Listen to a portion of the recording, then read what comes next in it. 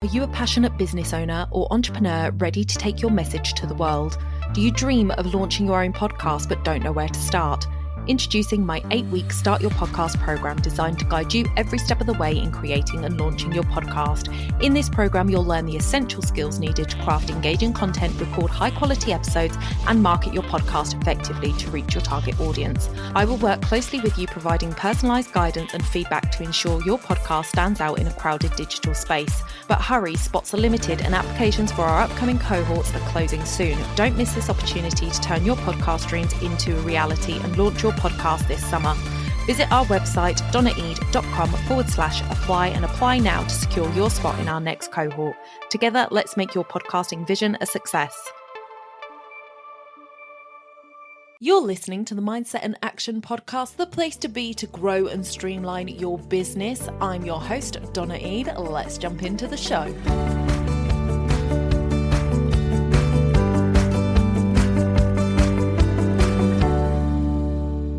Nobody can go back and start a new beginning, but anyone can start today and make a new ending. Maria Robinson. Welcome back to the podcast, everybody. I am so super glad to have you here, and I am so excited to be able to tell you that my birthday event, Mindset and Action Podcast Live, is going ahead for the 3rd of April. Mark your diaries, go and run and grab your early bird ticket. There are limited spaces available. I had a flash sale that went to the wait list. The flash sale tickets have gone, so now we are on to the early bird tickets. So you can grab your ticket for £50 off if you jump on now. You can go to donnaeade.com/birthday event, which is all one word, and you can go and grab your ticket. Now, on that page, you will find all the details about the event, the location, etc., the running of the day, and you will be able to go and buy your ticket. There is a coupon code section, and if you use early bird 50, all one word lowercase, you will get £50 off your ticket. I am so excited to be able to meet you in person and to bring you podcasting live. We are going to be talking about growing and streamlining your business. We're going to be talking about podcasting, obviously, and I have got 2 very special cat sessions that I can't wait to tell you more about. So go and grab your ticket now. Don't wait. There are limited early bird tickets available. The prices will be going up soon, and I will see you in April in my home county of Northamptonshire. Now let's jump into the episode. So this week I wanted to do a quick conversation with you about what it is to set a goal. And that is because we are now in the 3rd week of January, and this is usually the time where New Year's resolutions go out the window. So many people on the 1st of January decide to set their business goals or set their personal goals and set these resolutions that they are going to be this way, that way, the other way this year. You know, I'm not going to eat any chocolate this year. I am going to be healthy this year. I am going to exercise 3 times a week this year. I am going to, grow my business and double my income this year. All of these goals that we set ourselves at the beginning of the year, that when we get to December and we look back over the year, we go, what were my goals again? Or what was that resolution I set in January? Because usually it's so far in the past that you can't even remember what it was. And this happens a lot. And I think a lot of times we set ourselves up for failure when it comes to these goal setting sessions.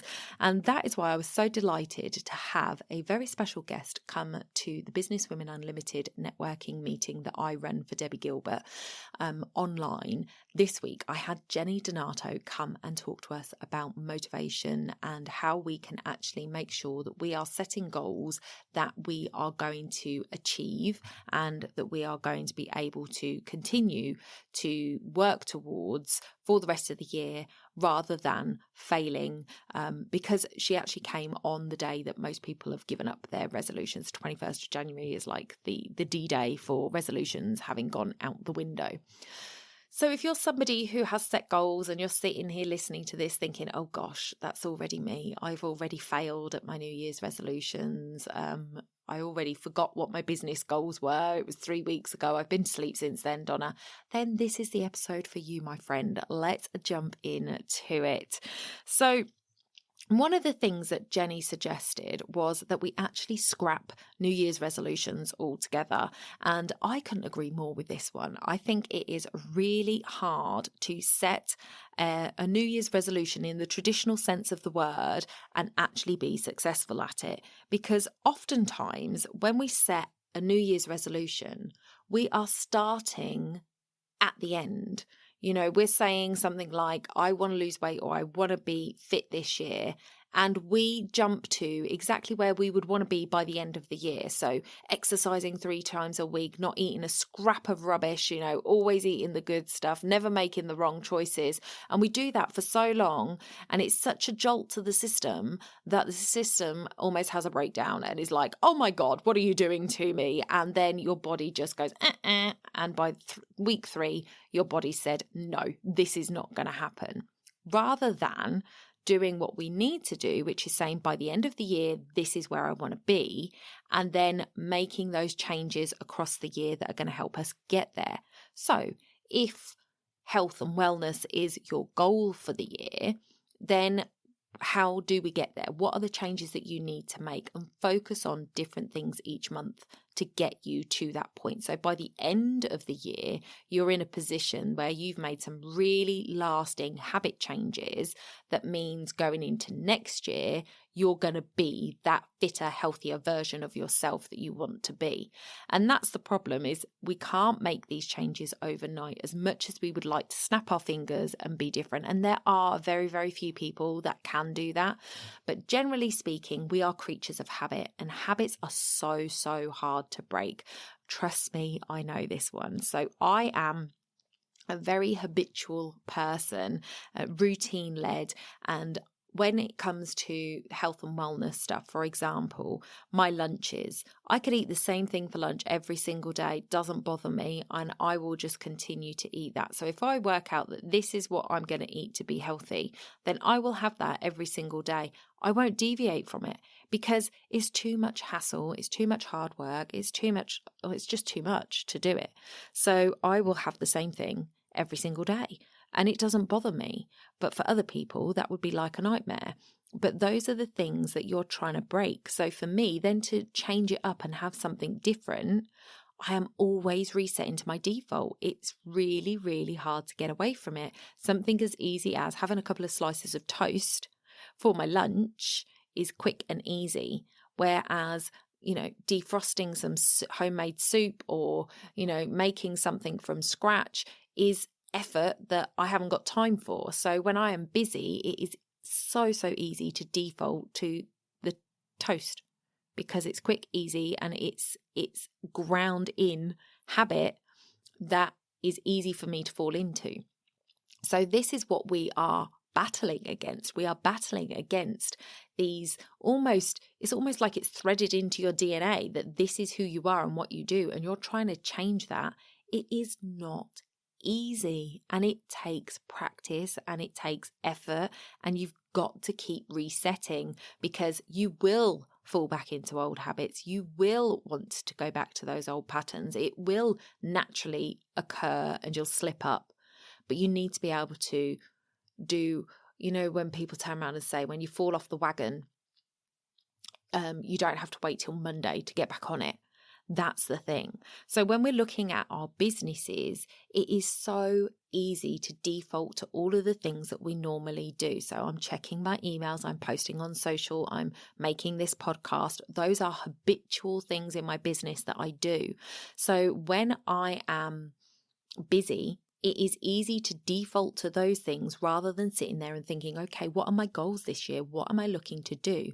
So for example, I'm doing this live event in April. There are a lot of things that I need to consider that I have never had to consider in my business because I've never run a live event before, which is all the more reason why you need to go and grab your ticket and come and support me, because I need my friends there. So come and support me and cheer me on, because it's going to be fantastic. But it is one of those things that is just not something that I do all the time. So therefore, those habits aren't there. And if I'm not careful, it would be really easy to forget things in terms of what I need for that event, because I'm in my habitual state of like, I'm busy, I'm just going to get done, I just need to get this done today and then I'm done, rather than thinking, what are my goal targets that I need to hit? So Jenny was talking to us at the meeting about our word of the year and using that rather than goal setting. So rather than saying, I want to hit this many clients this year, I want to hit this revenue, I want to go to this event, go to that event, or any of those kind of goals that you might set for yourself. Instead, looking at the overarching theme of your year, what do you want your year to be? And for me, my word of the year was balance. What does your word of the year look like in tangible terms? So what tangible things can you write down to say that if I was to achieve this by the end of the year, then I'll be able to look back and say my year was, whatever your word of the year is, balanced for me. And that was a really good little task to do. And then she talked about breaking those events, those targets, those tangible things down into monthly milestones that you need to do. So if you want balance in your work life, what is one of the things that you need to do there? So I want to be able to have Friday as my free day, so that I don't necessarily do business work on that day and I don't do any other kind of work on that day. So really the way I split Fridays is I split it in half. In the morning, if I've got stuff that I desperately need to do that's time critical, then I will do it then. If I don't, then I claim that back and have it with the rest of the day as my own day. So what is a way that I can do this, a tangible thing that I can do to help me bring that part of my balance into my life? I can go in my calendar and I can block Fridays out right now as busy. And then nobody is going to be able to book anything on a Friday, which means that I will not have any calls on a Friday this year, which is already miles ahead of where I was last year, where I would like look at my week, think, oh, it's all really quite busy. Oh, I'll just stick it in on Friday morning, when that's not what Friday mornings are for. So that is a really important thing to kind of do, is to actually put the steps in place to make those things happen. So by doing that, I will have Fridays free. So something else that I'm looking to do as part of my balance forming is to be out of the office by 6 p.m. Now, I can already tell you that I am failing that right now as I'm recording this, because it is late and I am not out of the office. It's 5:30. I wanted to be out of the office by 6. I have got to edit this and put it up before I can leave the office. So I know I'm not going to be out of the office by 6 o'clock tonight. However, that is not my goal right now. It's my goal by the end of the year to not be in the office at 6 p.m. at night. So this is something that I've got to work at. I've got to create space in my diary, which I have done this week. It was only this week that I started to change my work hours around a little bit to give me some extra time to hopefully help with that. So that's going to be something that we see coming to fruition over the next few weeks, hopefully. So what is it for you? What are those tangible things that you need to do to help you attain your word of the year? And write them down and start putting those in your diary as action steps to take. Another thing that you might want to do when it comes to setting your goals and intentions for the year is to create a vision board.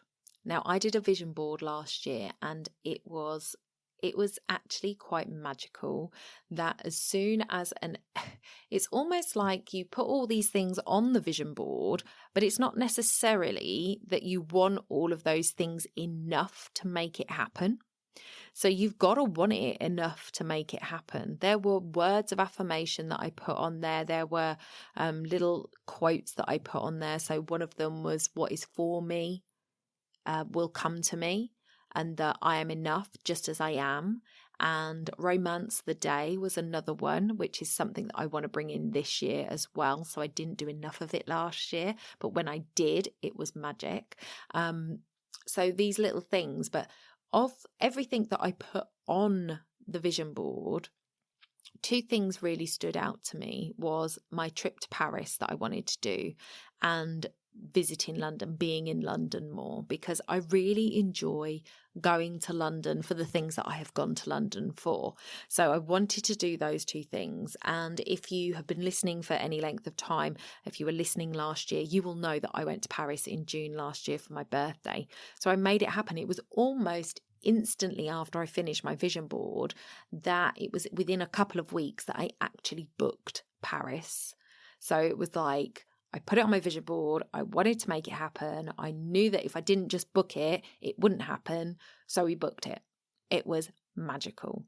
And I loved the fact that that happened. And then London, I did a trip to London with my mum and my sister to go to Kensington Palace. So I did that trip with them.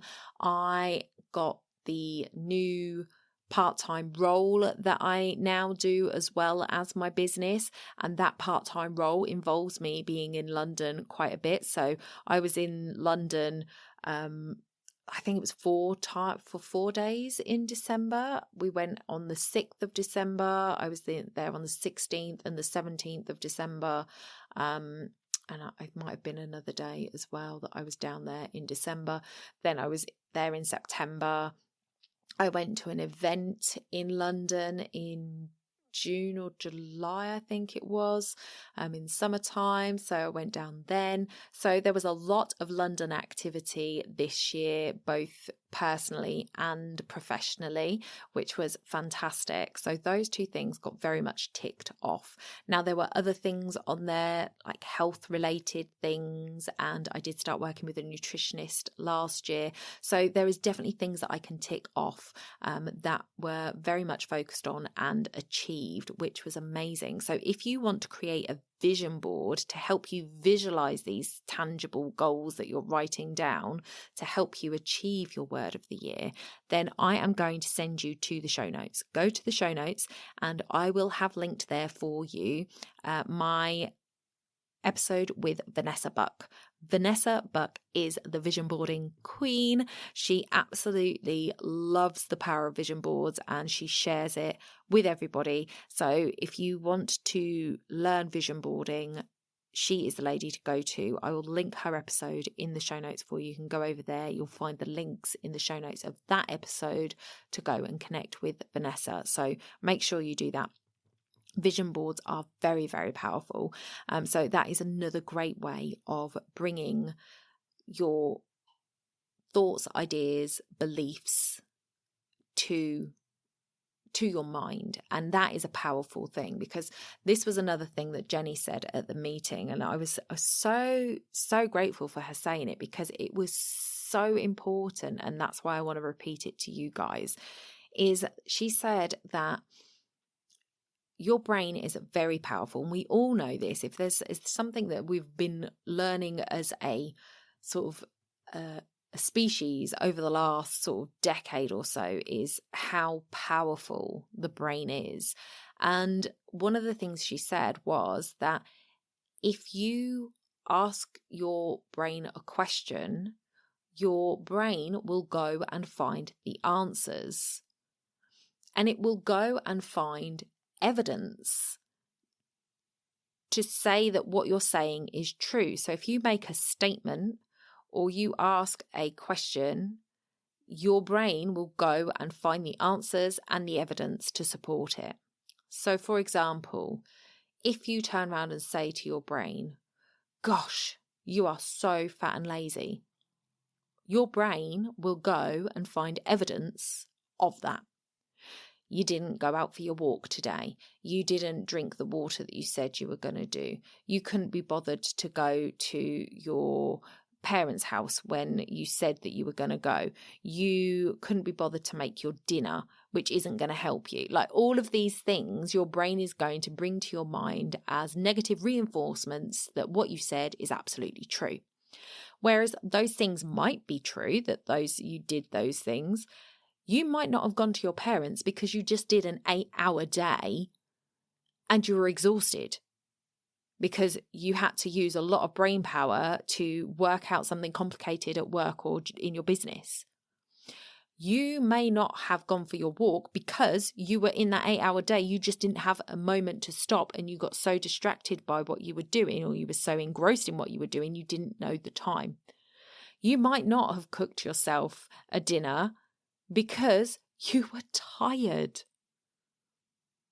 But your brain is not going to show you the logic of that. It's just going to show you the evidence that you're right. So if you want your goals to be coming true, you can't be negative with yourself. You have got to look at the positives. So, ask yourself different questions. Ask yourself the different questions. What did I do today to help the me of tomorrow? Well, you got up on time. And you don't normally do that. You went to bed on time and you got a good night's sleep. You managed to get a quick walk in between calls earlier. These are all things that, your negative brain might turn around and say you didn't do enough, but your positive brain will tell you that you are making these incremental changes. So that's another thing to think about when you are looking at your goals, your vision for the year, and just how you're talking to yourself, because it makes a huge difference.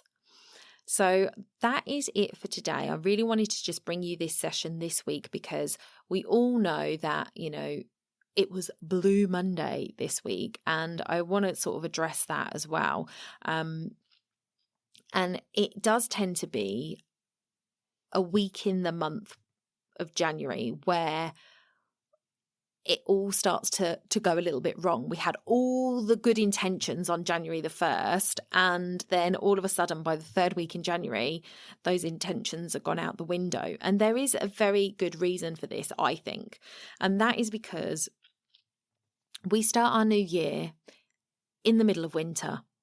And I think it's silly, and I wish we could change it. But unfortunately, January the 1st is not going to change. It's always going to be January the 1st. And nobody is going to do what I would like them to do, which is change the new year to March the 1st. So in the Western calendar, New Year's Day is January the 1st, and that is what it's going to be. And unfortunately, we are all programmed almost like it's in our DNA that is the start of the new year, and that is when we need to make these changes. And because of that, we put this added pressure on ourselves, and it's the wrong time of year to do it, because we are mammals, and a lot of mammals hibernate for the winter, but we don't. We have to live through it.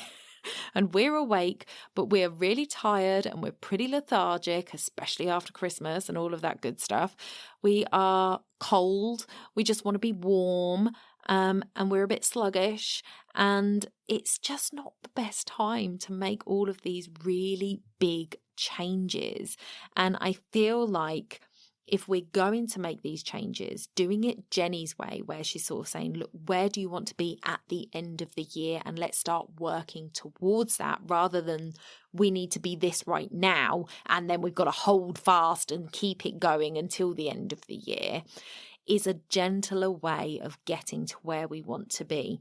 And it is also something that is bred into us by marketeers. So Blue Monday was something invented by the travel industry. No offense to my travel agent friends, absolutely love you guys, but it was a term coined by the travel agency world to get you to book summer holidays. Oh, you're feeling blue this Monday, book your holiday and you'll feel better.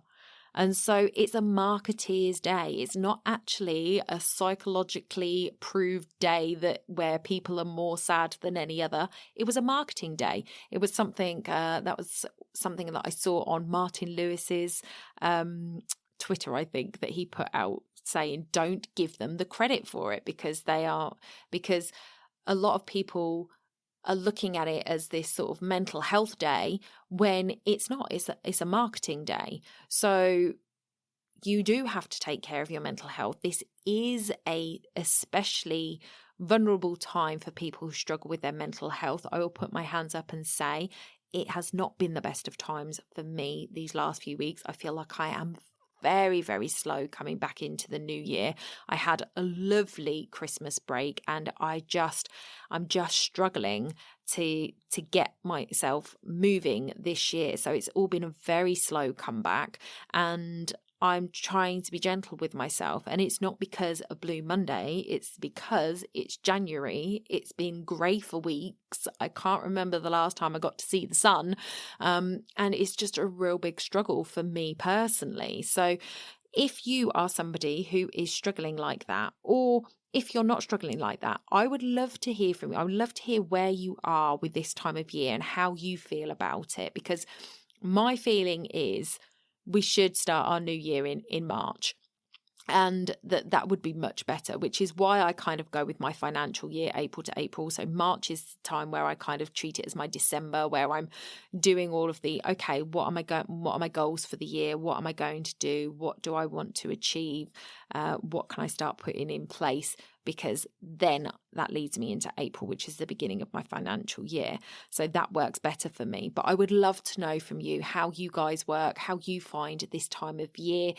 If you struggle with it, what do you do to help? I would love any tips. And I, if I get some, I might share them in another episode. But if you are all good and groovy, ready, rocking and rolling, I would love to know what you're up to. What are your goals for the year? What are you working towards?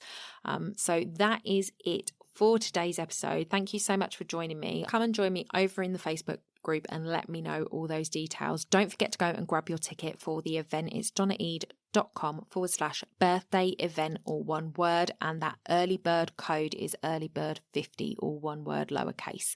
So go and grab your ticket now. I hope to see you on April the 3rd. I will be back next week. We have got some guest episodes coming. Again, slow me this year. I am slowly getting back into my recordings and whatnot. So there will be some guest episodes coming, but I've got another couple of great episodes coming up for you next week and the week after. So stay tuned for that. I'll see you next week. Bye for now.